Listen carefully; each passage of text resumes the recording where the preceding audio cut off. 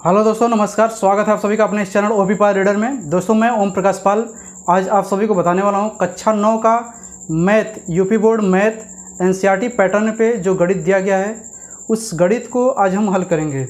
तो दोस्तों, हमने पहला चैप्टर संख्या पद्धति जिसका नाम है उसमें प्रश्नावली 1.1 का क्वेश्चन यहाँ पे नोट कर दिया है। उस क्वेश्चन को एक एक करके हम हल करेंगे। तो आइए चलते हैं पहले क्वेश्चन पे।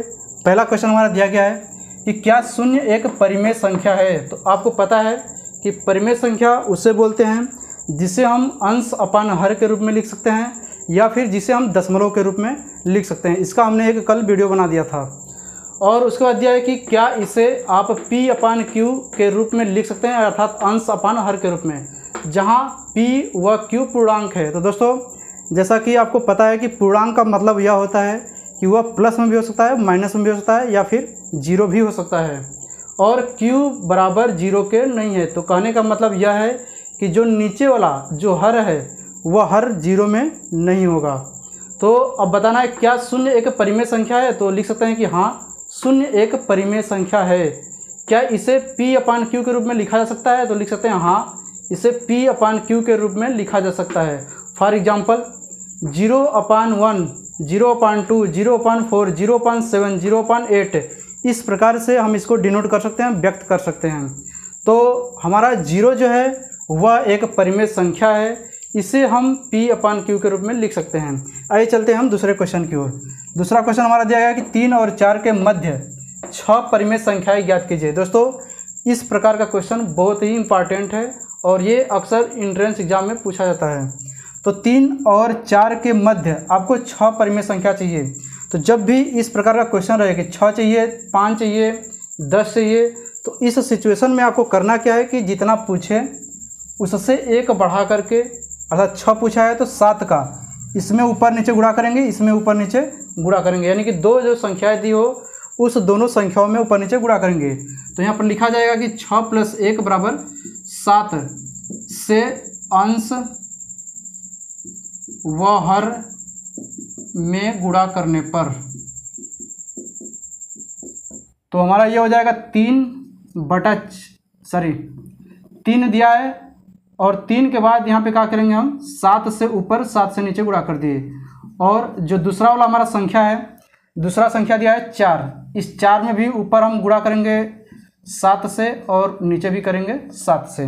क्लियर, हमने यहाँ पे गुणा कर दिया। अब क्या करेंगे, 7 × 3 = 21 हो गया और नीचे 7 और 7 × 4 = 28 हो गया और नीचे हो गया 7। अब देखिए नीचे आपका 7 7 दोनों में आ गया।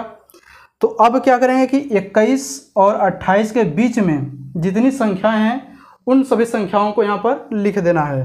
तो 21 और 28 के बीच में आपका आ जाएगा 22/7, 23/7, 24/7, 25/7, 26/7 और 27/7। ये हो गया आपका आंसर। क्लियर। तो दोस्तों, हमेशा हमें ये याद रखना है कि जब कभी भी दो संख्याएं दी हो और जितनी पूछ रही हो बस उससे एक बढ़ा करके आपको ऊपर और नीचे गुणा करना है। और एक चीज़ ध्यान देना है कि इन दोनों जो संख्याएं दी हैं इन दोनों के नीचे आपका समान होना चाहिए। जैसे यहाँ पे कुछ नहीं तो 1 है, इसके नीचे भी 1, इसके नीचे भी 1, तो उस सिचुएशन में इसी प्रकार का एक क्वेश्चन और दिया है आगे, इसको भी देख लेते हैं। तो ये क्वेश्चन आपका बोल रहा है कि 3/5 और 4/5 के बीच 5 परिमेय संख्याएँ चाहिए। तो सबसे पहले हम लोग को ये देखना है कि इसके नीचे दोनों समान है कि नहीं। अगर समान न हो तो हमें एलसीएम लेकर के दोनों हर समान करना पड़ेगा। क्लियर। उसके बाद इसमें अगर समान है तो हमको पूछा है कितना, 5। तो अब इसमें हम क्या करेंगे, 5 + 1 एक्स्ट्रा करके 6 से ऊपर और 6 से नीचे गुणा कर देंगे। ये लिखेंगे और, या फिर इसको और सॉल्व कर लीजिए। 3/5 था, 3/5 को हम 6 से ऊपर 6 से नीचे गुणा किए तो ऊपर आ गया 18, नीचे आ गया 30। और दूसरा वाला हमारा दिया है 4/5। अब इस 4/5 में 6 से ऊपर 6 से नीचे गुणा करेंगे तो हो जाएगा 24 और नीचे आ जाएगा 30। अब देखिए कि इस संख्या और इस संख्या के बीच में कितनी संख्याएं हैं उन सभी संख्याओं को नोट करना है, लिखना है। तो हमारा आ जाएगा 18 और 24 के बीच, नीचे देखिए 30 दोनों बराबर आ गया तो हो जाएगा 19/30, 20/30, 21/30, 22/30, 23/30 और 24 के बीच नहीं जाना है, बस हमको बस इतना ही चाहिए था। तो यही हो गया आपका आंसर। क्लियर।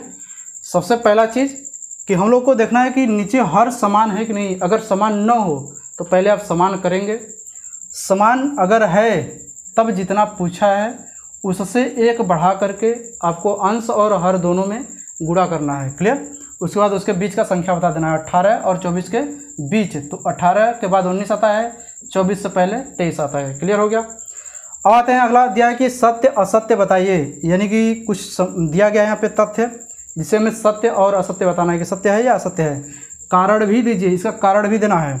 तो पहला यहाँ पे दिया गया है कि प्रत्येक प्राकृतिक संख्या एक पूर्ण संख्या होती है। तो जैसा कल के हमने वीडियो में बताया था कि प्राकृतिक संख्या हमारी 1 से स्टार्ट होती है, 1 2 3 4 5 इस प्रकार से, और पूर्ण संख्या जो होती है वह 0 से स्टार्ट होती है, 0 1 2 3 4 5। तो हम लिखेंगे कि ये क्या है, ये आपका सत्य है। क्यों सत्य है?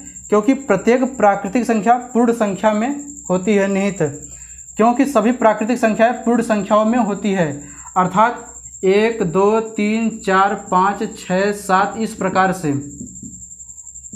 ये सभी प्राकृतिक संख्याएं हैं। क्लियर। अब इसको बोल रहा है कि ये पूर्ण संख्या में है, तो इसके आगे अगर हम 0 लगा देंगे तो ये हमारा अब पूर्ण संख्या हो गया। और अगर सिर्फ इतना लिया जाए 0 को छोड़ के तो उधर हमारा प्राकृतिक है, तो जो पूर्ण संख्या है उसमें प्राकृतिक संख्या आ जाएगा। तो यही हमारा ये हो गया कारण या तथ्य हो जो भी हो जाए, और ये हमारा सत्य है। अब दूसरा वाला चलते हैं। प्रत्येक पूर्णांक एक पूर्ण संख्या होती है। कह रहा है पूर्णांक, तो देखिए यहाँ पे क्या है, ये असत्य दिया है। क्यों असत्य दिया है? कह रहा है प्रत्येक पूर्णांक। तो पूर्णांक आपको पता है कि पूर्णांक में माइनस भी होता है, पूर्णांक में 0 भी होता है, पूर्णांक में प्लस भी होता है। तो और जो हमारी पूर्ण संख्या होती है वो सिर्फ प्लस में होती है। क्लियर। 0 को लेकर के सिर्फ प्लस में। तो यहाँ पर लिखेंगे क्योंकि ऋणात्मक पूर्णांक पूर्ण संख्याओं में नहीं होती है। अर्थात जो पूर्णांक होती है वो आपका ऐसे आ जाएगा 0 1 2 3 4 इस प्रकार से, और इधर -1 -2 -3 -4 इस प्रकार से। तो ये देखिए हमारा पूर्णांक है। क्लियर। और जबकि पूर्ण संख्या जो हमारा है, पूर्ण संख्या बस यहाँ से है, ये सब हमारा क्या आ जाएगा, पूर्ण संख्या। तो ये हमारा असत्य है। क्यों असत्य है? क्योंकि ऋणात्मक पूर्णांक पूर्ण संख्याओं में नहीं होती या नहीं आती। तीसरा क्वेश्चन, प्रत्येक परिमेय संख्या एक पूर्ण संख्या होती है। देखिए ये परिमेय संख्या पूछ दिया, तो परिमेय संख्या आपको पता होना चाहिए कि परिमेय संख्या अंश बटे हर के रूप में होता है या फिर दशमलव में। कल वाले वीडियो में ये बताया हमने। तो यहाँ पे पूछा कि प्रत्येक परिमेय संख्या एक पूर्ण संख्या होती है, ये गलत है। यहाँ पे लिखेंगे असत्य। क्यों असत्य है? क्योंकि परिमेय संख्याएं भिन्न में या दशमलव में होती हैं, जो कि पूर्ण संख्या नहीं होती है, जो कि पूर्ण संख्या नहीं होती है। पूर्ण संख्या आपका 0 1 2 3 4 से स्टार्ट होता है इस प्रकार से, जबकि परिमेय संख्या अंश बटे हर के रूप में होता है, इसलिए परिमेय संख्या एक पूर्ण संख्या नहीं हो सकती। क्लियर। तो दोस्तों हमारा जो पहला 1.1 में क्वेश्चन जो था, 4 क्वेश्चन था, चारों क्वेश्चन को हमने बता दिया। तो आप लोगों को वीडियो कैसा लगा इसे आप कमेंट बॉक्स में कमेंट करके ज़रूर बताएं। धन्यवाद। जय हिंद।